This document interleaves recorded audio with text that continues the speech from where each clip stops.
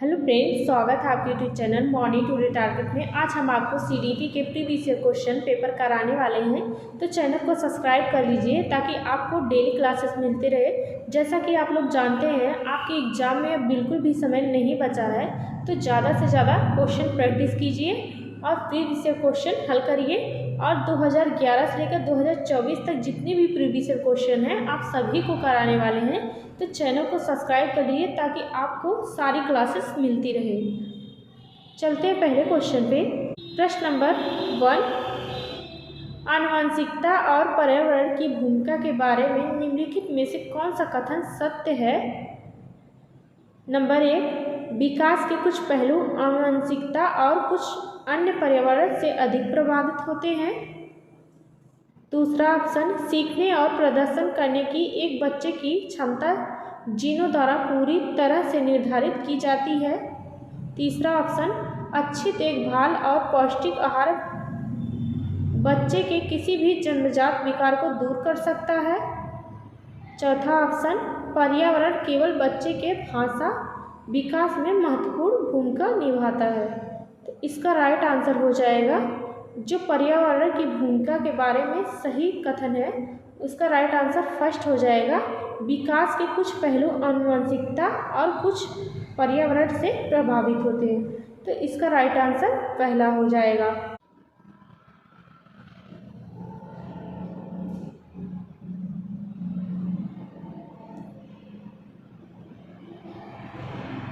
Next question, निम्नलिखित में से कौन सा कथन पियाजे के सिद्धांत के अनुसार कहा नहीं जा सकता है?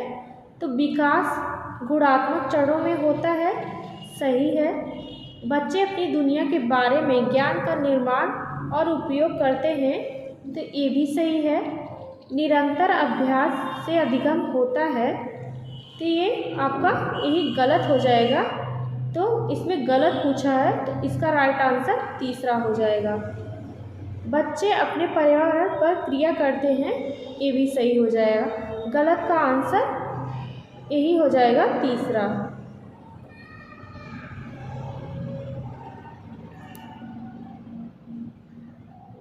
निम्नलिखित में से कौन सी पूर्व संक्रियात्मक विचार की एक सीमा नहीं है? ध्यान केंद्रित करने की प्रवृत्ति, प्रतीकात्मक विचार का विकास, अहमन्यता, अनुत्क्रमणिता। तो इसका राइट आंसर हो जाएगा प्रतीकात्मक विचार का विकास। इसका राइट आंसर हो जाएगा, जो गलत पूछा है इसका राइट आंसर तीसरा हो जाएगा।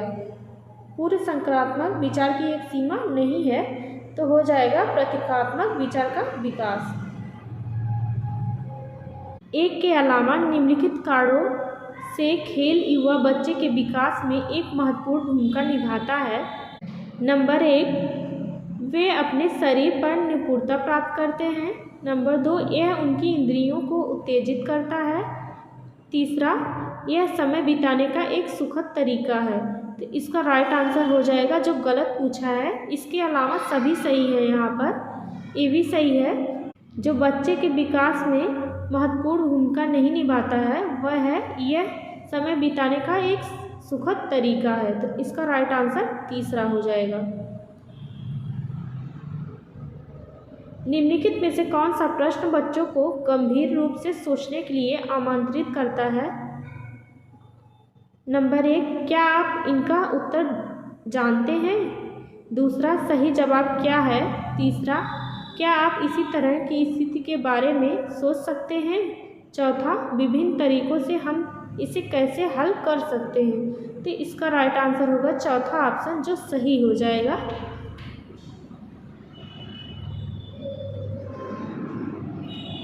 निम्नलिखित में से कौन सा विकल्प प्रगतिशील शिक्षा का सबसे अच्छा वर्णन करता है?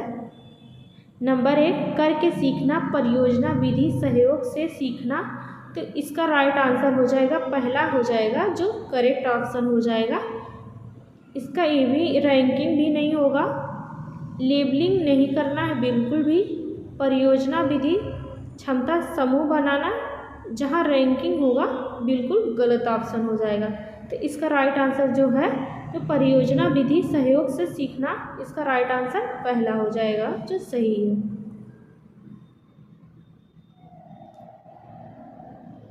नेक्स्ट क्वेश्चन, प्रगतिशील शिक्षा के बारे में निम्नलिखित में से कौन सा कथन बताता है कि शिक्षा स्वयं ही जीवन है?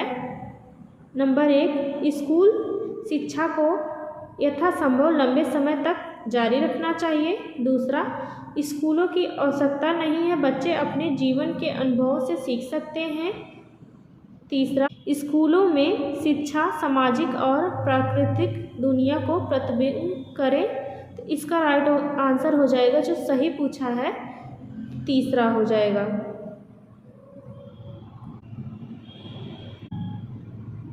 नेक्स्ट क्वेश्चन, कोहलबर्ग के सिद्धांत के योगदान के रूप में निम्नलिखित में से किसे माना जा सकता है?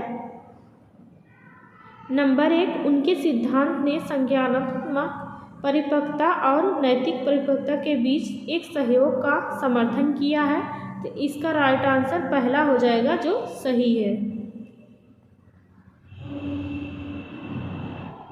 नेक्स्ट क्वेश्चन, निकटवर्ती विकास का क्षेत्र संदर्भित करता है। नंबर 1, उस चरण को जब अधिकतम विकास संभव है। दूसरा, उस विकासात्मक चरण को जब बच्चा सीखने की पूरी जिम्मेदारी लेता है। तीसरा, एक संदर्भ को जिसमें बच्चे सहयोग के सही स्तर के साथ कोई कार्य लगभग स्वयं से कर सकते हैं। तो इसका राइट आंसर तीसरा हो जाएगा, जो सही है बच्चे के विकास के लिए।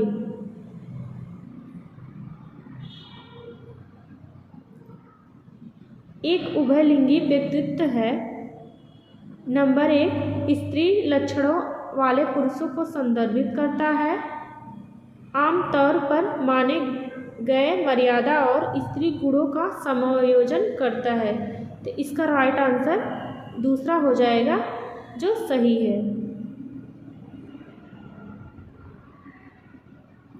नेक्स्ट क्वेश्चन, बच्चे एक को छोड़कर अन्य सभी के द्वारा लिंग भूमिकाएं ग्रहण करते हैं। Number 1, media. नंबर 2, समाजीकरण। Number 3, Sanskrit. Number 4, tuition.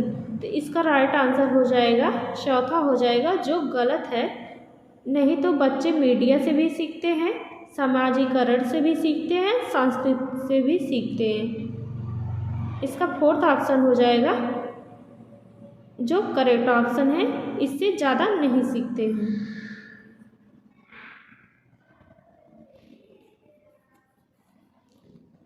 Next question, मानकीकृत परीक्षणों की आलोचनाओं में से एक यह है कि वे मुख्य रूप से मुख्यधारा की संस्कृति का प्रतिनिधित्व करते हैं और इसलिए पक्षपाती हैं। दूसरा, उनकी भाषा को समझना मुश्किल है। तीसरा, परीक्षण बड़ी आबादी पर लागू नहीं किए जा सकते। चौथा ऑप्शन है, वे बच्चे की क्षमता की स्पष्ट तस्वीर नहीं देते। इसका राइट आंसर हो जाएगा, जो मानकीकृत परीक्षणों की आलोचना में से एक है, वह है कि इसका राइट आंसर फर्स्ट हो जाएगा कि वे मुख्य रूप से मुख्य धारा की संस्कृति का प्रतिनिधित्व करते हैं, इसलिए पक्षपाती हैं। इसका राइट आंसर फर्स्ट हो जाएगा। नेक्स्ट क्वेश्चन, एकाधिक बुद्धिमानी का सिद्धांत कहता है कि नंबर 1, बुद्धि तेजी से बढ़ाई जा सकती है। दूसरा, बुद्धि कई प्रकार की होती है। तो इसका राइट आंसर दूसरा हो जाएगा, बुद्धि कई प्रकार की होती है। हार्वर्ड गार्डनर ने बुद्धि को 8 प्रकार की बताया है। तो इसका राइट आंसर दूसरा हो जाएगा, बुद्धि बहुआयामी होती है, ना कि एक प्रकार की होती है।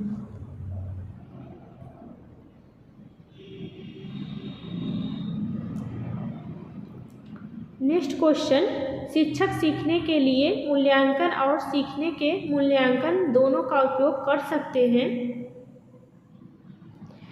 नंबर 1, बच्चों की प्रगति और उपलब्धि स्तर को जानने के लिए। नहीं। दूसरा, बच्चों को सीखने की ज़रूरतों को जानने में और तदनुसार शिक्षण रणनीति का चयन करने में। तीसरा, आवधिक अंतरालों पर बच्चे के प्रदर्शन का आंकलन करने और उसके प्रदर्शन को प्रमाणित करने में। ये भी गलत हो जाएगा, प्रमाणित बिल्कुल भी नहीं करना है। चौथा ऑप्शन बच्चों की प्रगति की निगरानी करने और उनके सीखने के अंतराल को भरने के लिए उचित लक्ष्य निर्धारित करने में। इसका राइट आंसर हो जाएगा दूसरा हो जाएगा कि बच्चे की सीखने की ज़रूरतों को जानने में और तदनुसार शिक्षा रणनीति का चयन करने में। इसका राइट आंसर दूसरा हो जाएगा जो सही है। नेक्स्ट क्वेश्चन, निम्नलिखित में से कौन सा सतत और व्यापक मूल्यांकन से संबंधित नहीं है? तो नेगेटिव पूछा है। नंबर 1, इसे भारत की शिक्षा के अधिकार अधिनियम द्वारा अनिवार्य किया गया। दूसरा, यह शिक्षण अधिगम प्रक्रिया का एक अभिन्न अंग है। तीसरा, यह विभिन्न शिक्षा क्षेत्रों में बच्चे की उपलब्धि पर केंद्रित है। चौथा ऑप्शन, यह बच्चों को धीमे, खराब या बुद्धिमान के रूप में चिन्हित करने के लिए उपयोगी होता है। तो इसका राइट आंसर यही होगा जो गलत पूछा है।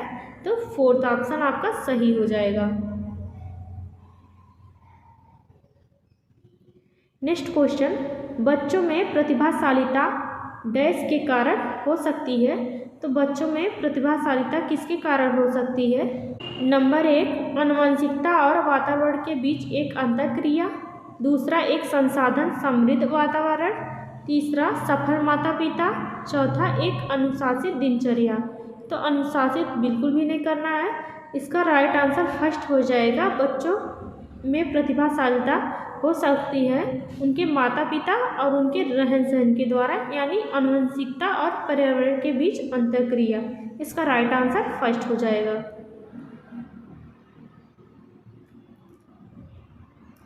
नेक्स्ट क्वेश्चन, सामाजिक आर्थिक रूप से वंचित पृष्ठभूमि से आने वाले बच्चों को कक्षा के माहौल की आवश्यकता होती है जो नंबर 1, उन्हें अच्छा व्यवहार सिखाता है, उनके सांस्कृतिक और भाषाई ज्ञान को महत्व देता है तथा उनका उपयोग करता है। तीसरा, उनकी भाषा के उपयोग को हतोत्साहित करता है ताकि वे मुख्यधारा से भाषा सीख सकें। हतोत्साहित बच्चों को बिल्कुल भी नहीं करना है। चौथा ऑप्शन, बच्चों की उनकी क्षमताओं के आधार पर वर्गीकृत करना। वर्गीकृत भी बिल्कुल भी नहीं करना है। इसका राइट आंसर दूसरा हो जाएगा। उनके सांस्कृतिक और भाषाई ज्ञान को महत्व देना, उनका उपयोग करना। इसका राइट आंसर दूसरा हो जाएगा।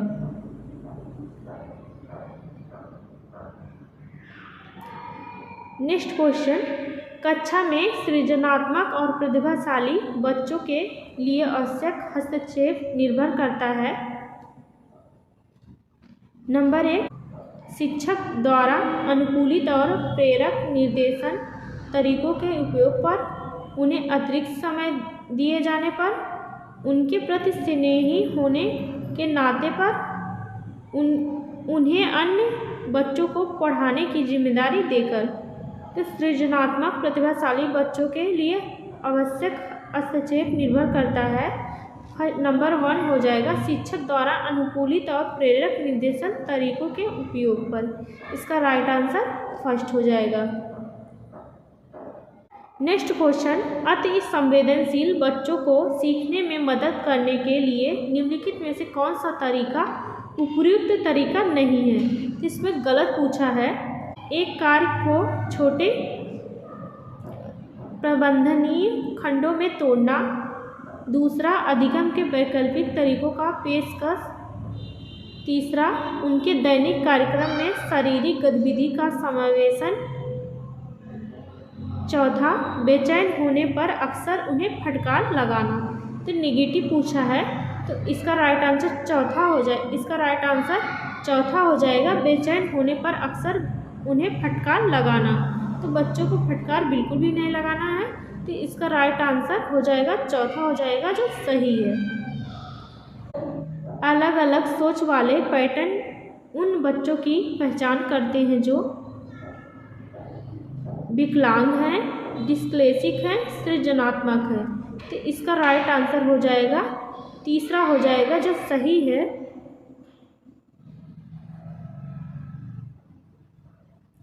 निम्नलिखित में से कौन सा शिक्षक द्वारा कक्षा में बच्चों के लिए समस्या हल करने के तरीकों का वर्णन नहीं करता है, तो गलत पूछा है।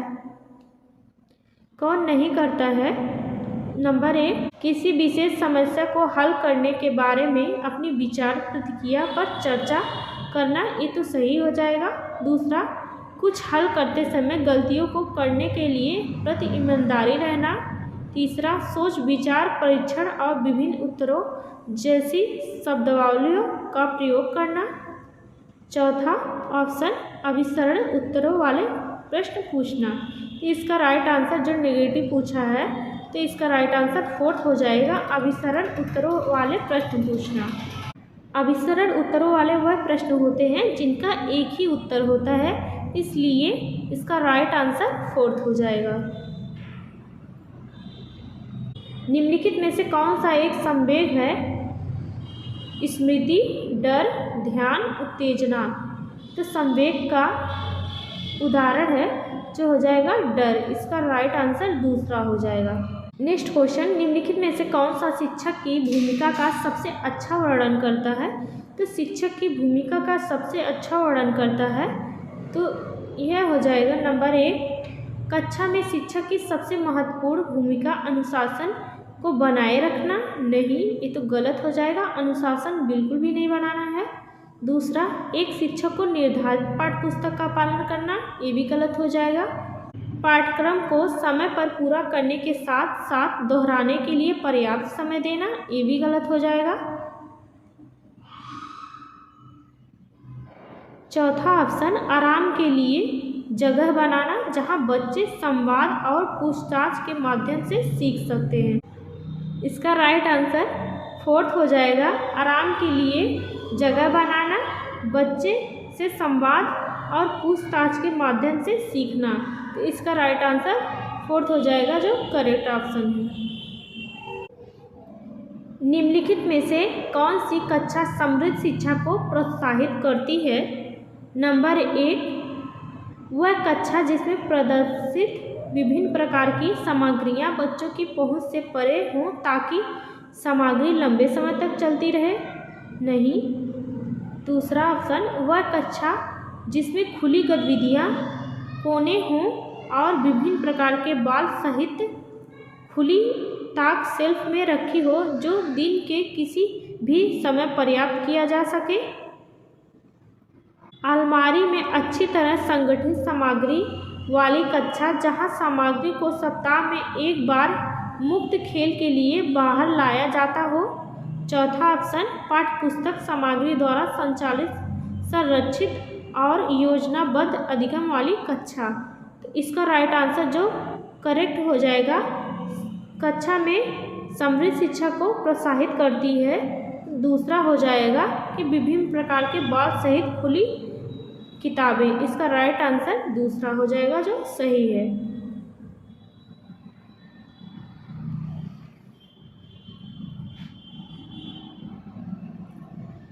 नेक्स्ट क्वेश्चन, निम्नलिखित में से कौन सा कक्षा में पाठ्यपुस्तकों की भूमिका का सबसे अच्छा वर्णन करता है? नंबर 1, वे कक्षा में उपलब्ध संसाधन और संदर्भ सामग्री में से एक हैं। दूसरा, वे एक राज्य या राष्ट्र में अधिगम में एकरूपता बनाए रखते हैं। तीसरा, वे अध्ययन के पाठ्यक्रम के बारे में शिक्षकों और माता पिता को मार्गदर्शन प्रदान करते हैं। चौथा, वे संसाधन रहित संदर्भ सबसे आवश्यक अधिगम संसाधन बनाते हैं। पाठ्यपुस्तकों की भूमिका का सबसे अच्छा वर्णन जो करता है, इसका राइट आंसर फर्स्ट हो जाएगा, वे कक्षा में उपलब्ध संसाधन और संदर्भ सामग्री में एक है। इसका राइट आंसर फर्स्ट हो जाएगा, जो करेक्ट है। नेक्स्ट क्वेश्चन, राष्ट्रीय पाठचर्या फ्रेमवर्क 2005 ने अपनी समझ डैश से प्राप्त किया है? मानवतावाद, व्यवहारवाद, रचनावाद, संज्ञानात्मक सिद्धांत। इसका राइट आंसर हो जाएगा रचनावाद। इसका राइट आंसर तीसरा हो जाएगा, जो सही है। नेक्स्ट क्वेश्चन, कक्षा में बच्चों को प्रेरित समझा जा सकता है यदि? नंबर 1, वे अच्छी तरह से वर्दी पहने स्कूल में आते हैं। दूसरा, वे कक्षा में अनुशासन बनाए रखते हैं। तीसरा, वे सभी उपस्थिति में नियमित हैं।